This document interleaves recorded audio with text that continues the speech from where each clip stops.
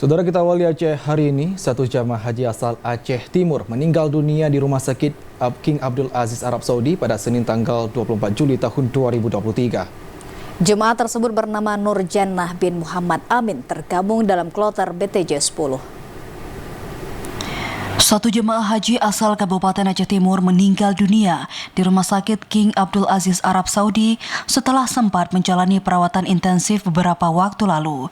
Hingga pada Senin 24 Juli 2023 kemarin, almarhumah menghembuskan nafas terakhir. Jemaah ini bernama Nur Jannah bin Muhammad Amin yang tergabung dalam kloter 10.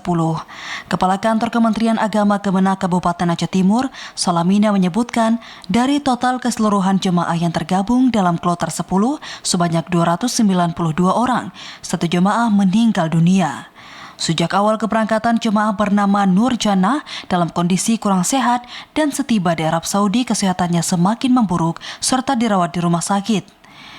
Meski demikian, Nur Jannah telah menunaikan semua rukun haji dengan sempurna. 292 jamaah haji BTJ 10,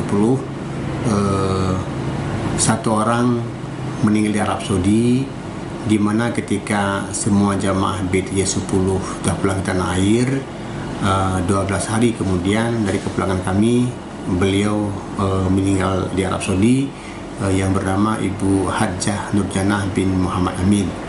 Menurut keterangan dokter, ada penyempitan jantung sehingga tidak bisa memompa darah secara normal ke seluruh tubuh. Lebih lanjut, Salamina mengatakan almarhumah Nur Jannah merupakan salah satu dari 45 jemaah lansia. Almarhumah dimakamkan di Tanah Suci, tepatnya di Syaraya. Dari Aceh Timur, Said Maulana, TVRI Aceh melaporkan.